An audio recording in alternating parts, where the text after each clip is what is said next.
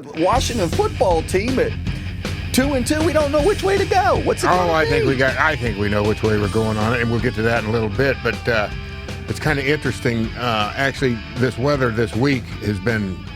They keep saying rain and rain. I didn't think I was going to get my grass seed planted on Monday, which I got done. We're going to take a review of that here in a little bit.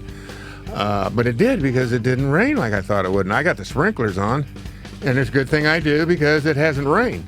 So we'll see how it ends up. You know, the weather always does what it wants to do. No, not necessarily what the weatherman says it's going to do.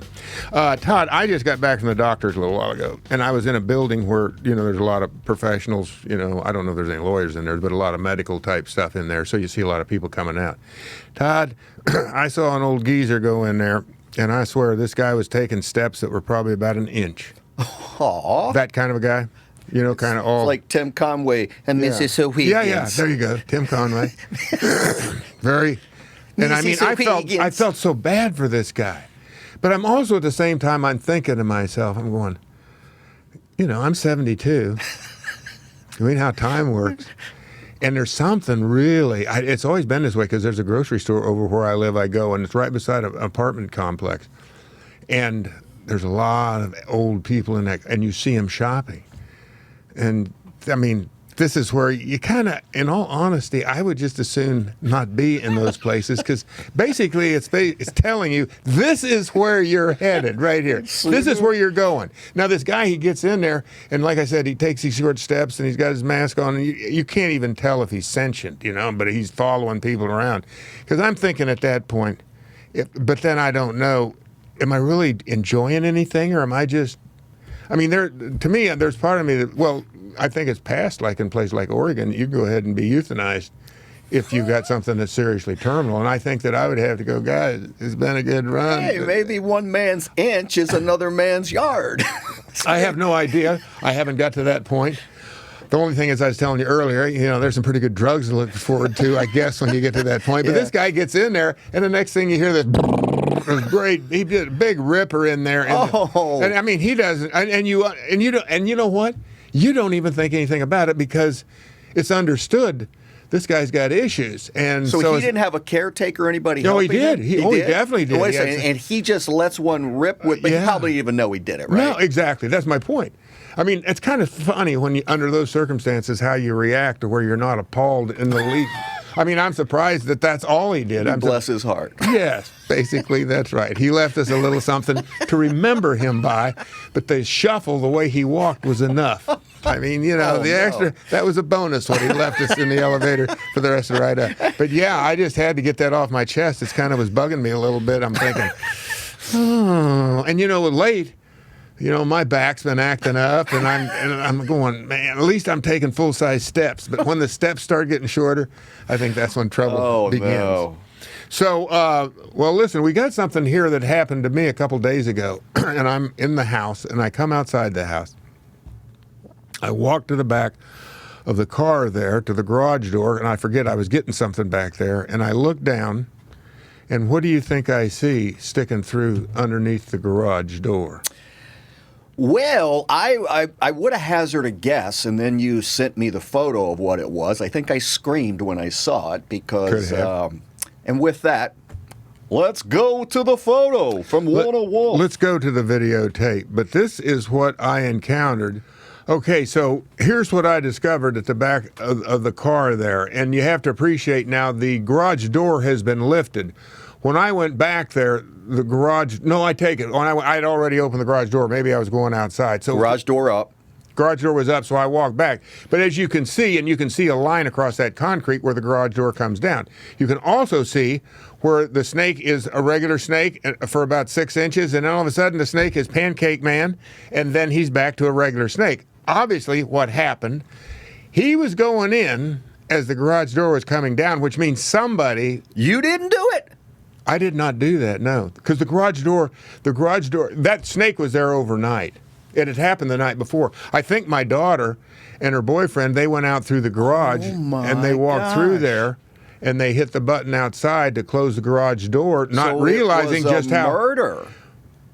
Or was that's one way of looking at it. Or was it a snake aside? Well, it would definitely be a murder. Maybe it was a snake aside. Maybe he had enough. I mean, he saw it and said... And he said, you know what? I'm having a bad day about, the Riggins, right here along Cabin John. There aren't many mice around here, not many frogs. Right. He's got electrical fences. He looks pretty fat, though. Doesn't look like that was a problem. But, yeah. And that's not a black snake. It's not a garter snake. No, it's a copperhead. That's a copperhead. Yeah. I've had to get rid of about 3 or 4 of them. Years ago, I lived down the street a little ways, and I found a little baby copperhead in the garage. And that one, I thought, I'm not, because I ain't got a problem with snakes if I see them in time. I'm fascinated by them, actually. And I thank God when you see something like this that you go, man, I'm glad I don't live in Africa. I'm glad I don't live in Australia. Because it's like, name a snake over there that ain't poisonous. And I mean deadly poisonous. Right. Or Southeast Asia, deadly poisonous. We don't have a problem here up here anyway, that's a copperhead. If it bites you, you may lose a little flesh around the wound because it's hemotoxic, which means it'll destroy flesh. But the really bad boys, like the eastern and western back diamondbacks, and they cause way more damage than this snake. But it may make you a little bit sick, get swelling and all that stuff. A little necrophilia around that, a little... Necrophilia? Wait a second. Where are you going with that? Wrong That's having sex with dead bodies. Okay, not that one. The other... when the tissue dies around... Yeah, I know what you're saying. And necra is the right adjective, or, the prefix. What is that called? It's I can't think of it right now. We'll have to come back. Yes, isn't that what... Yeah. And that is what happens. Right. That is what happens. The flesh dies. You see, I tell you what, there's a snake, Bothrops. It's also called the fer de lance in Central America. And you got to look up fer de lance or Bothrops and see, there's a picture, I think it's on Wikipedia, of a guy. Necrosis, that's it. Necrosis. Not necrophilia, boys and girls out there. That's a different animal. That's a different story for a different show. Huge difference between necrophilia and necrosis. But they got of a guy, and you got to see the limb and to see how basically it's almost like it just rotted off on its own. It's stunning. I think he ended up getting amputated. We don't have any snakes like that around here. But this reminds me. Go ahead. If that thing was John. If it's in your garage, yeah, well, and you're fumbling around looking for something, and it gets inside your house, and it gets in heat in the vent, or looking for either hot or cold. I don't know what he's looking for. I don't know if it was food. I mean, because the temperature's been warm, there'd be no real reason for it to come into the garage. But it does give you a moment of pause when you see something like this. I mean, for me, because it's more of seeing a snake at close quarters, unsuspected. For me, is more like it's not really the snake that's the problem. Well, it is the snake that's a problem, but not its venom. It's the sense of surprise, which leads to the coronary thrombosis. That, to me, is probably more dangerous than the snake. Because if I could see myself out there in the garage, or like you said, God forbid it actually gets in the house. Now, that would be nuts. He's close. Well, we had mice in the house. He's within 10 to 15 yards of getting inside. And you've got to wonder if all of his buddies are sitting out in the grass going, okay, Joe's made it. So, hey, it looks like Joe's going to get... Hey, we haven't heard from Joe in a while. Yeah. Boys, we got a little scout mission here. If they're watching, they know exactly what happened to Joe. Okay, guys, we're going to have to cheese it for a while. That door, we don't know when it's coming down. It's the guillotine if you're a snake. But yeah, that's now, your daughters, does Hannah and Coco, do they I'm trying to think now. Do they know about this? I got to tell, I don't think Hannah does. And they're the ones I think that left and closed the garage. Hey, I got to tell her. Yeah. And Coco has seen it. I showed her the picture of it. But I told her on the way to school, and it was on Monday, I told her this story. And it's that old story which you've probably heard, the ghost stories around the campfire. Talk about, the maniac that escaped from the mental institution. With the hook. Yes, absolutely. Exactly. And he's on the loose, and there's the couple that are out necking. And, of course, Coco Lover's goes, Lane. What's necking? She's 17 years old. Well, she'll be 17. God bless her. So I had to tell her what necking was. Thank God that's all it was. Daddy, I learned about that in Montauk. We're good. I figured, sure, dude would inform me. Well, how far were they going? And, of course, then, they decide to go back home, and the boyfriend takes the girlfriend, goes around to let her out, right? And there's the hook on the door. Yeah, exactly. Freddy Krueger right there when you need him. So this is exactly like that story, because you basically what you did, you fill in the pieces, and that snake's in the garage someplace, and I'm out there, who knows, maybe, don't turn on the lights really. We got the automatic lights that come on when you step out there, but they're not very bright, and you're down there on the floor looking around for something. Next thing, you're dragging back a paw with these two little fangs in it. And let me tell you, it definitely was positively identified.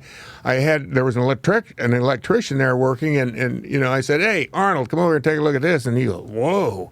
And he had his rubber gloves on, and he opened the snake's mouth, and you could see the fangs, which the fangs I would guess were probably a tad under 3/8 of an inch, but it was definitely discernible. And behind that was a little baby fang, which my guess is when they lose one, a new one grows in, just like shark's teeth. Bastards. Mother Nature. Fascinating, huh?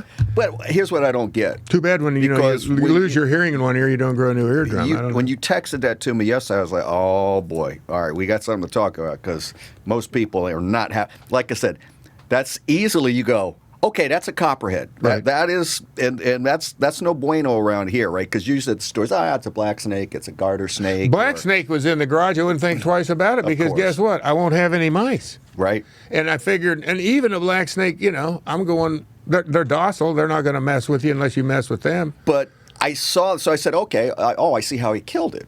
And now to hear that the garage, because aren't snakes and their sensors and how they maneuver and slither and all around is there. So that's where the disconnect for me is.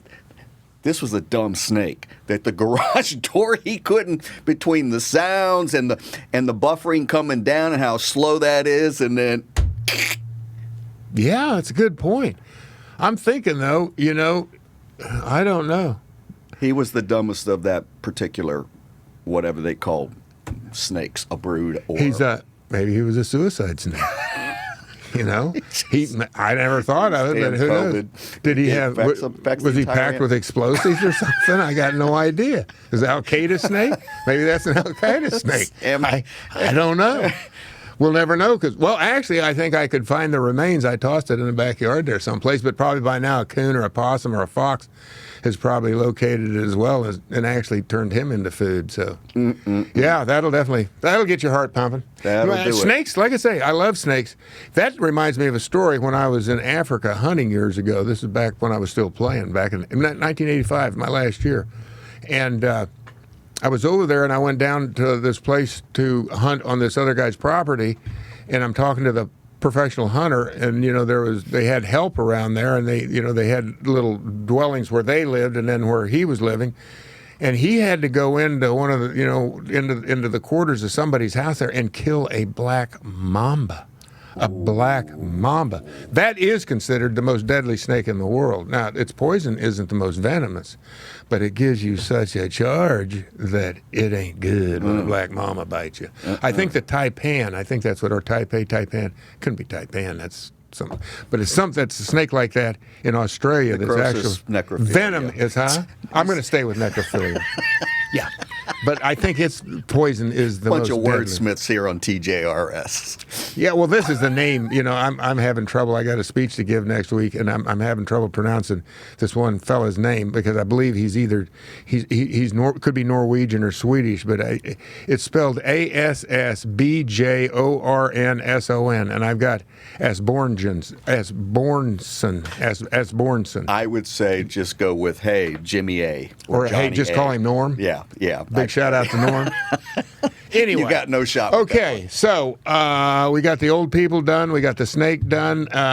Listen, now I told you earlier that I was trying to plant grass seed at the beginning of the week, actually Monday, and I looked at the weather report, and I thought, man, I ain't going to have a shot. And I thought, well, I guess I can get the grass seed down. It's bluegrass. It's kind of borderline stuff, but I've got this new company I'm working with that has a whole different take on how you grow, whether it be grass or whether it be flowers or vegetables or corn or hay or about feeding cattle. It's a whole new way of looking at things, and it's all I think pretty much organic for the most part. Yes. So based on some of the additives I put with the grass seed, this grass seed should be popping out. I mean, normally bluegrass can take anywhere from 14 days to 30 days to germinate. this stuff's supposed to germinate in a couple, 3 days, which is fantastic, which means September 15th pretty much a cutoff line if you're going to plant bluegrass in this area. At least that's what I've been told. And now, they said you could probably plant as late as October 15th, which I thought, well, worst case scenario, I can plant it next week. But everything's been going good, so you finally got your grass mowed down to an acceptable level. I mowed the lowest my lawnmower will go. I mean, you could almost could almost putt on my grass. So we're going to show you working out there in a second. But how many passes? How many times did you have to mow the grass to where you could actually manage it and manipulate it the way you need to? Okay, you got to go back to when I came back and I had the virus, right? So the lawn didn't get mowed for and you were Montauk. Well, that's part of it. I was gone for Montauk 10 days. I get back. I'm sick as a dog. Ain't mowing it. I'm sick for 2 weeks. So total was about 25 days the grass was not mowed. The grass, and I said it on the show, basically you could have taken a baler in there and, you could have put up hay. I mean, peak growing season for the grass?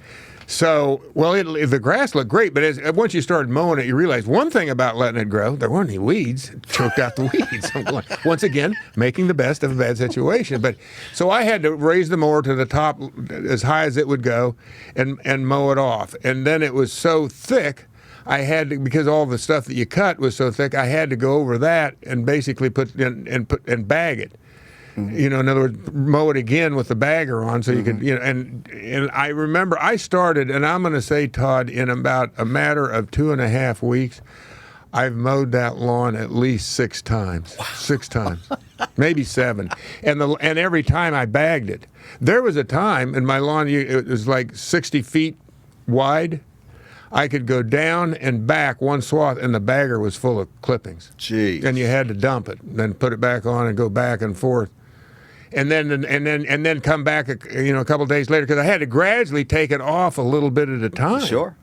Because if you just first of all, I couldn't have. Right? My mower wouldn't have mowed it, and then you'd have had a mess on you. You'd have had all this stuff out there. Then you'd have to be out there with a fork, pitchfork, and put it in a wheelbarrow and haul it off. It was going to be more work. But yeah, I got behind.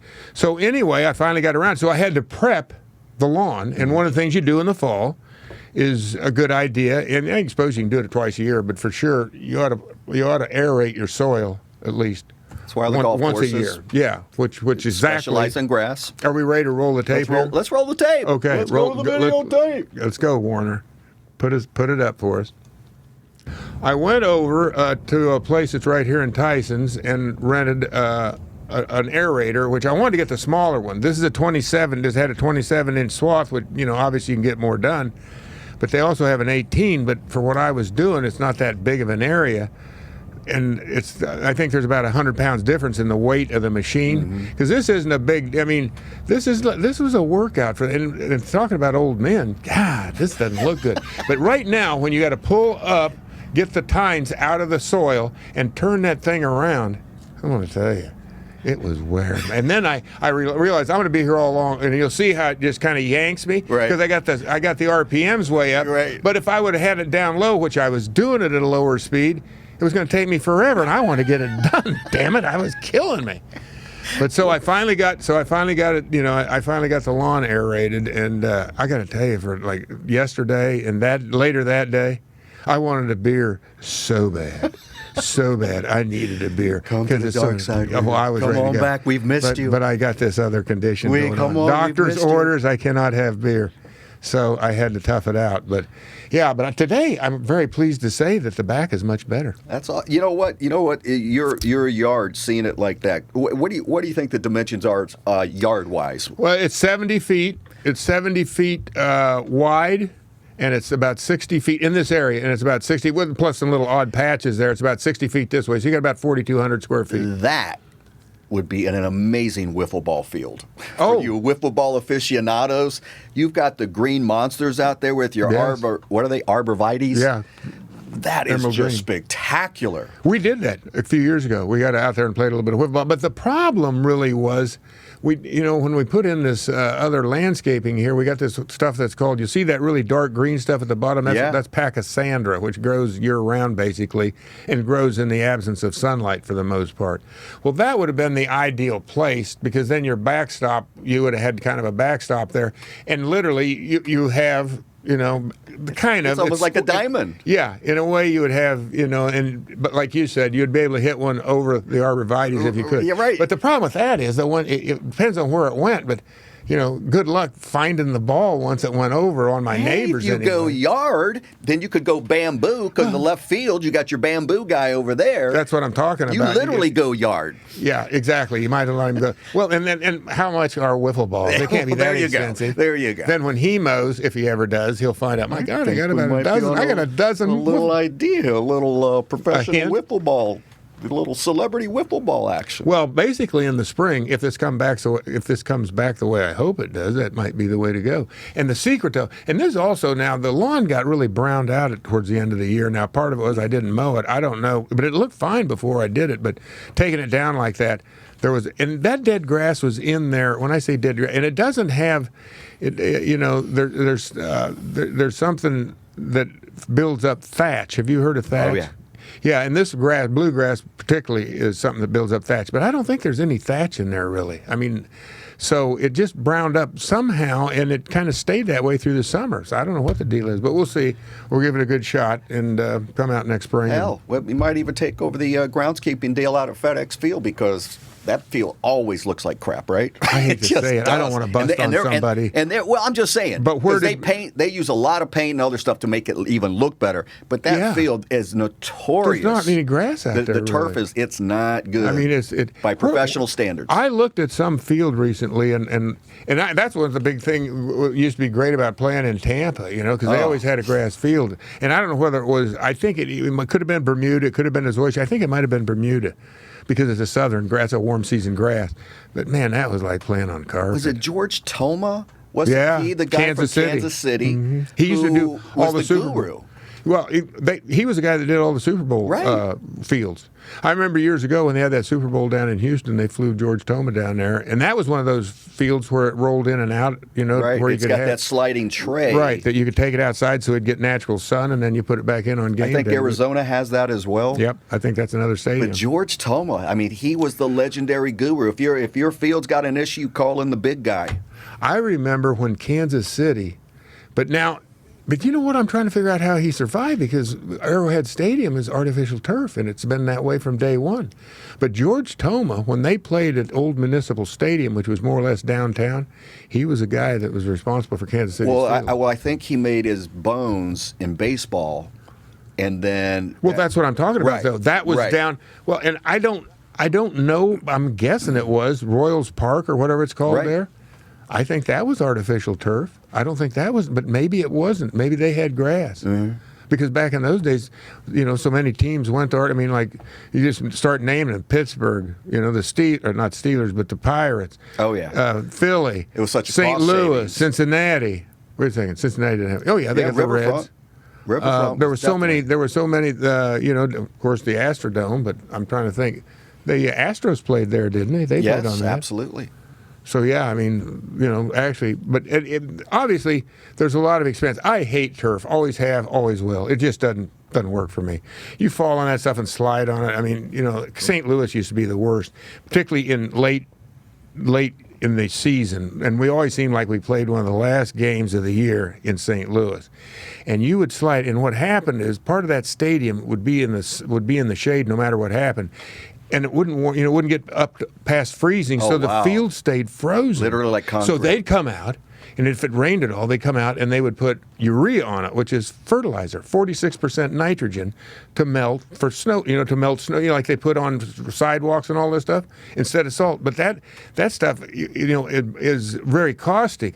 And you would slide across that turf, artificial turf is AstroTurf, and that stuff kind of had had just enough, or it became the whole thing itself was bad enough. But when you only got a little stub sticking up, it was like a cheese grater, and it just peeled the skin off of you. And then you got a little urea in it, and you was working overtime. Man, you could hardly wait to head for the shower. Oh my God! And they had a problem there for a while. I don't know if it's staph infections and stuff. Staph. But I don't know if it's when they moved into the new place or if it was at Old Bush Stadium. But that was didn't you have a pair of shoes that melted? one time because of AstroTurf and how hot it got, and you had a blowout? No, I didn't.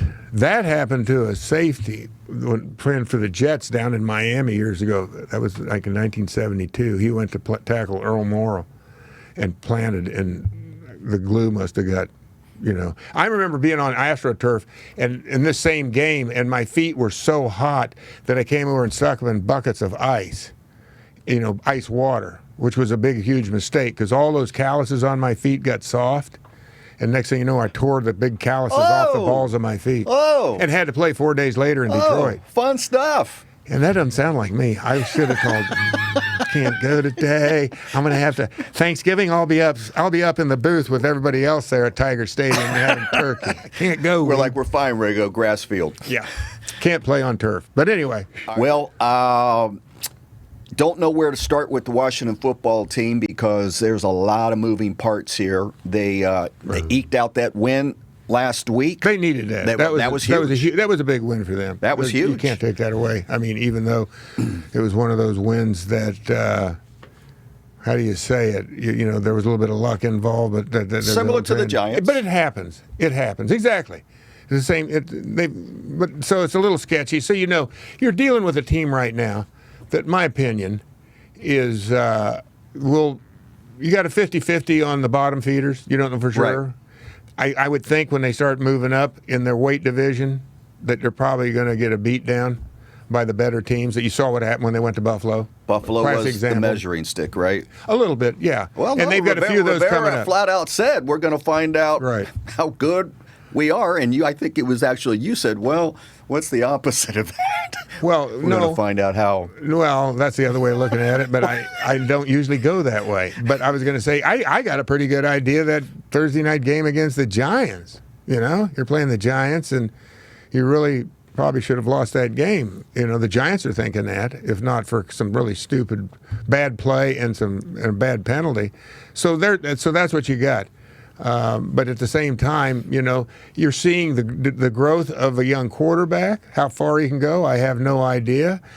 The way he plays. Can I interrupt Sure. you there because I've said this to a couple people in the last 2 days, and they challenged me on it. He's not a young quarterback. He's 28. Well, that's true. Well, I mean, wait a second. Technically, you're right, but in his development, he's a young quarterback. Yeah, yes. I mean, that's fine to point that out. And so, his future isn't. I don't see him as. I'm not. I can't predict the future, but I don't think his future is one of being a stellar quarterback in the league. I don't think he's going to go the route of Kurt Warner. But he could blossom into, and I think what he's already done so far. He could make a lot of money and be a significant backup for the next 5 to 8 years and have a great ride. But I've been challenged by people going, you can't treat him like a Justin Fields or a young quarterback that's coming up because he's not that. I mean, at this age of the game. No, you can't. Right, unless he's the next Tom Brady, which means he's still got about 15 years left in him. Right? Well, 15 and 28, 43. I think Tommy is going to show that he is that one little asterisk where you kind of just throw that out. Well, no, I was actually tongue-in-cheek on that because I don't think that's what you're going to have here. But at the same time, what you just said, I think, and if I'm Taylor Heineke, I'm thinking, what, I got it. Just what you said. What is there a better position? Nobody ever gets this. The best position on a football team is the backup quarterback, and hope like hell that the main guy never goes down, that you just practice. You get paid probably what most of the better players are getting paid. What do you think a backup makes, $2-3 million a year? At least. The better backups are $5 to $8 million. And all you got to do is go to meetings. What kind of a job in America? There's never any pressure. Now, true, once the spotlight comes on you, and there are a lot of backup quarterbacks. A good friend of mine used to be the backup to Joe Namath. His name was Al Woodall, and the name would get hurt, and Al had to come in. And I remember him telling me years ago, because he came down and visited me, and he'd say, and Al was a good quarterback. The problem with Al and the Jets was the old guys, the offensive linemen. I believe this. I don't know if it's true or not. but they won a Super Bowl with Joe Namath, and they read all the hype and all this stuff, and unless Joe Namath was the quarterback, they was like, we ain't got no chance. Yeah, who cares? I mean, there might have been Take your hits one out. guy I can think of that was like, but yeah, exactly. But Woody was a friend of mine, so I was always kind of defended him. And besides, if Woody had been the quarterback, I'd have got to carry the ball. People wouldn't have expected him to pass so much. I had a little skin in that game. Keying on Riggo. I had a little skin in that game. But anyway, Al told me, and it was pretty funny too.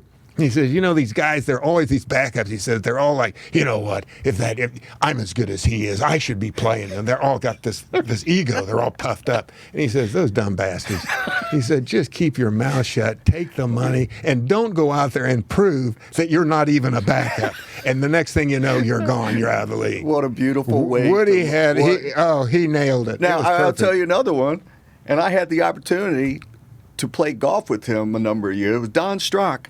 Don Strock had the greatest job in backing up Marino for all those years, had the visor, the great tan, got to play golf. I played golf with him down at his course down there. You know how much money he made in the life that he had?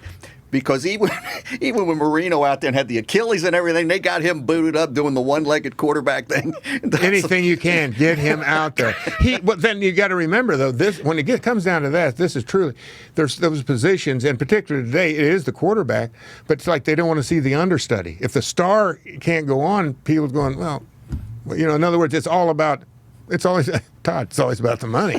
So people ain't going to come if the star isn't in the game. They don't want to see the understudy. But you're 100% right.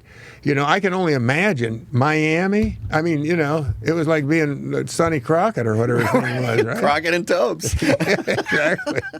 Yeah. So for Heineke, did he say as much as well? Did he own it and say, I never ever really wanted to get out on the football field. I had too good a job the way it was. Go, but he was not complaining. He was like, everybody. He was carrying that clipboard, feigning interest. Well, and the quarterback I think David Woodley is a quarterback that started Super Bowl 17, and then he was replaced at halftime, and I think it was Don Strock. You are correct, Riggodamus, because we pulled it. So David Woodley was 4 of 14 for 97 yards, 1 touchdown, 1 interception, a passer rating of 50. And Donnie Clipboard Strock had to come in, and it was 0 for 3 attempts. 0 yards, 0 touch, and a 39.6 quarterback rating. Here you went lower than Woodley. He's like, guys, you kind of knew what you were getting here, okay? Well, the other thing is like, at halftime, because Coach Shula was, Don Shula was the coach. Did Don go, now Don, think about this. Do you really want to put me in now? Have you really thought this through? Because I'm not sure. I mean, I'm willing to go in. Don't get me wrong. I mean, I come to play. But is this a good decision? On the biggest stage? On the biggest stage? I think, I'm telling you, now you got me thinking, man, I missed my calling. I should have played quarterback and just played good enough to be the backup. And just always hung back there and, showed a little flash, but just let somebody else play better than you. I mean, if you were that good, why wouldn't you? I mean, now that I'm bringing it up, why couldn't Brady play till he's like 60 as a backup? Think of what he brings to the table. Tommy will be good. He's like, he's either got to be ego. Come on, he's that limelight. Yeah. No Tommy, limelight. I'm no backup. I'm no understudy to anybody, kid. Wait a second. At this point in his life, you couldn't call him. Well, it ain't understudy. about the money. He is the master. Yeah, but maybe he just likes the game. Maybe he, maybe there's something about it. Maybe he's kind of like a coprophiliac. He likes going past the toilets and getting a little whiff of guys that are getting the jitters before the game. Dictionary. I mean, what else?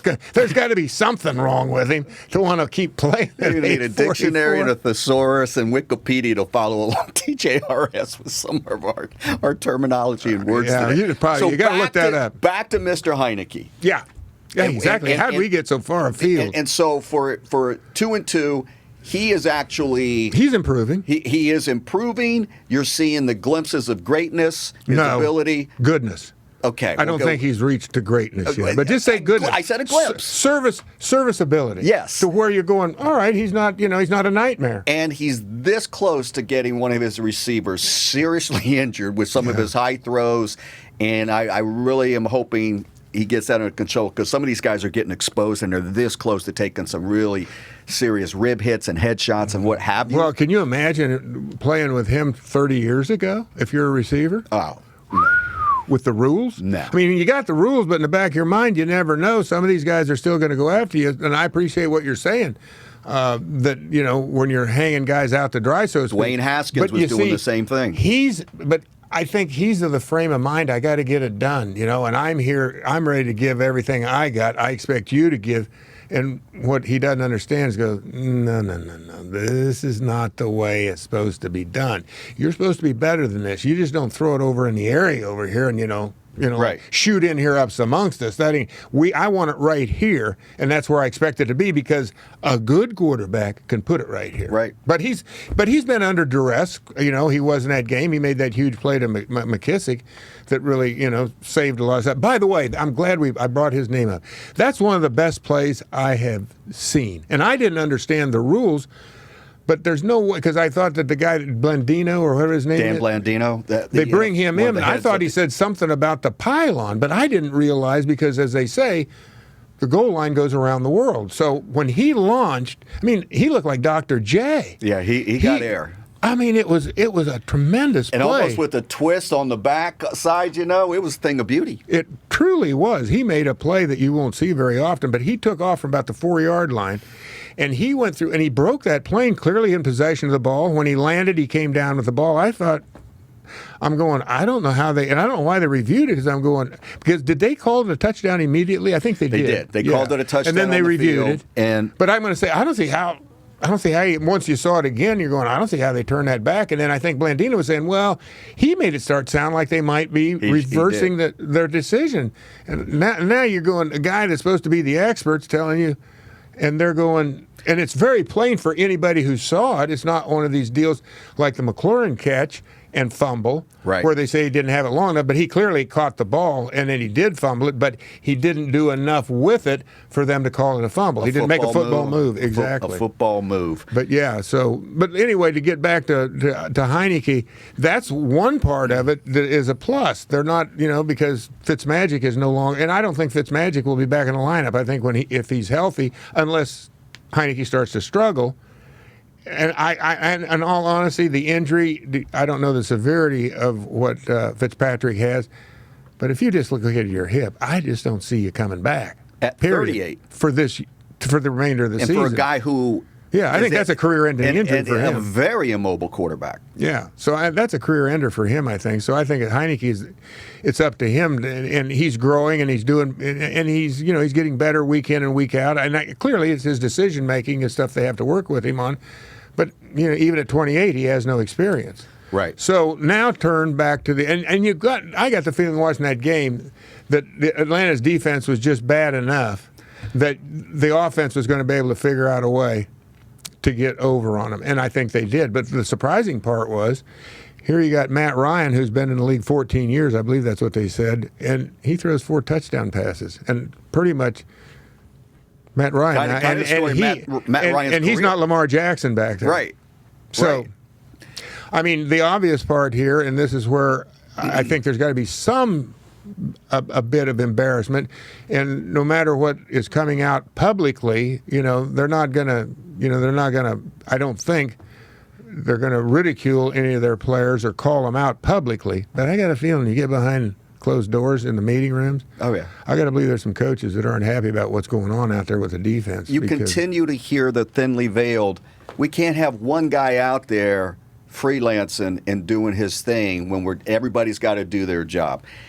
You are sensing and seeing with your own eyes who they're talking about and what's going on, and his lack of productivity was still Mr. 99.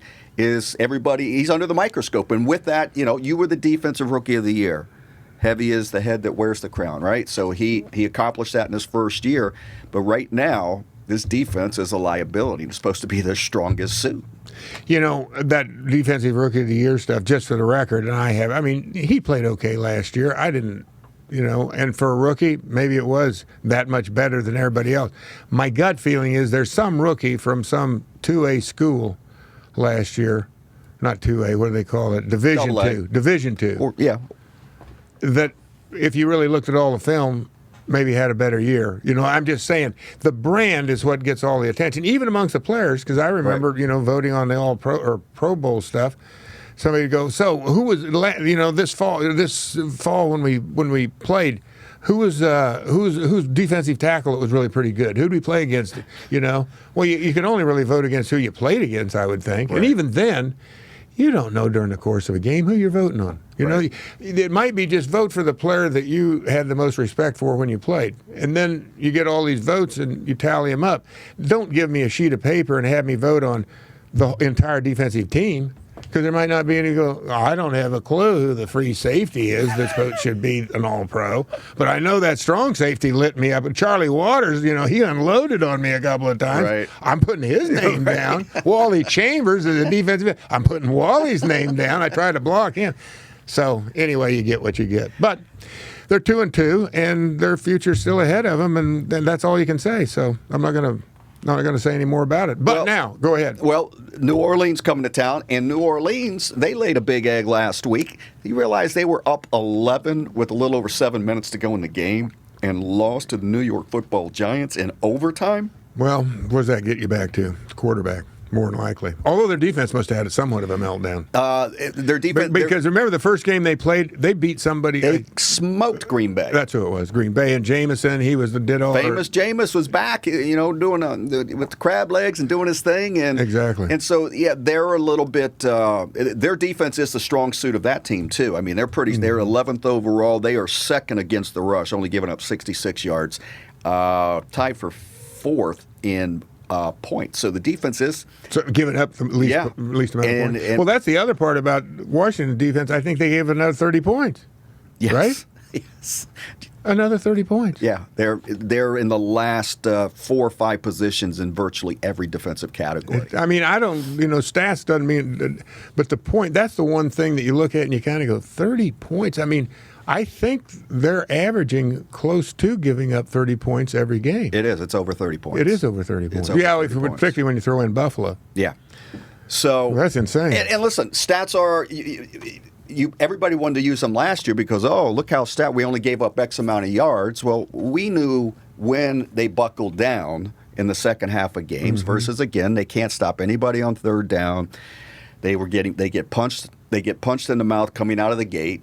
They're always playing from behind. Yeah, the first team they go down and they only got a field goal, so there's improvement. So, and New Orleans has scored, I think, one touchdown, or they're the only team that has not scored a touchdown. And no, they've scored one touchdown in the first quarter. They are notoriously off to a slow start. So if this is a game to get right and to get corrected, it's got to be here. I think this game is every bit as big as the Atlanta game. What's the spread? Take a guess. I'm going to guess Washington -1. Washington +2. New Orleans favored by 2. Is that right? The line opened up because it has now been bet down to 1.5. Washington. And so there's a little bit more money coming in on Washington. Washington -1.5. No. +1.5. Okay. Getting 1.5. But right. New Orleans still favored. Is supposed to be getting some. They've had some significant players on the sidelines with injuries. They're supposed to be getting a couple of guys back. Washington, conversely, some serious injuries. Brandon Sheriff out for several weeks. Out for several weeks. Logan Thomas, his hamstring injury did not look good. That could be like the entire season. And then obviously with Bostic, pectoral muscle out for the season. Pectoral and then muscle. The cornerback. Yep. Torrey McTyer done for the season. Antonio Gibson, he was a little banged up. Keep an eye on him. He was banged up going into the game. So, Logan Thomas was your third-string backup emergency quarterback as well, and you sure don't hear anything about Kyle Allen. So they got to get another quarterback. They got to bring somebody in. Well, yeah, but they got some issues there. That's clear. But I got to tell you, this is a perfect game for them to be playing right now, because it's New Orleans. They got a little bit of a brand over the last several years when they had Drew Brees as a quarterback. Sure. They're kind of a mixed bag. You don't know what you're really getting for sure. Like you said, they've got their defense is what's leading them, the opposite of Washington. But I kind of get a good feeling for Washington this week because I think this is a statement game. I got a good feeling about the defense. That, they're playing the perfect quarterback to get some interceptions, rush him. I just kind of see that, and they're playing at home, correct? Yeah, they are. So I would, and this is a huge game for them because if they can come out of this, and finally, keep New Orleans under 20 points or something like that, somewhere 15 to 20 points, and get the victory, then I think that maybe they'll catch a little bit of fire, hopefully. Now's the time. Now, I have to throw. I didn't mean to cut you off. No, that's okay. it. All right. This is something I told you about this week, but I didn't spring it. So we're going to close out the show with it. It dawned on me this week as I was kind of lying there in the morning where I'm kind of half awake and half asleep. I'm so productive in these moments. But the problem is I never write stuff down when I come up with these ideas. This one I just happened to remember because I was closer to being conscious than I was unconscious, or closer to being awake than asleep. But it dawned on me while I'm lying there, Todd, that this football team typically got it all wrong once again. They didn't have to change the name of the team. They could still be called the Redskins. They had to change the logo. The logo is what people find offensive, not the name. And what you do is you take a picture of the owner and you get an artist to basically give the impression of embarrassment, that the owner is so embarrassed by the product that he's put out and the way that his organization had been run that he's got this big red face, and they're still the Redskins. Skins. Huh? Or they could be the red potato skins. But the point is, they didn't need to change the name. They could have kept the name. Once again, El Riggo, with the deep thoughts, you went very Dalai Lama on me. You were conscious, unconscious, not sure. It was a good blend. A picture of the owner, and you make it sure that everybody can tell. And you put that's what's on the side of the helmet. And what could be better for him, because, he kind of likes it and be good press. He'd basically push his own brand. By the way, that reminds me, if you drive past, I haven't been out there in a while, but if you drive past the park out there, does it have a big sign saying under new management? Okay, Riggo out.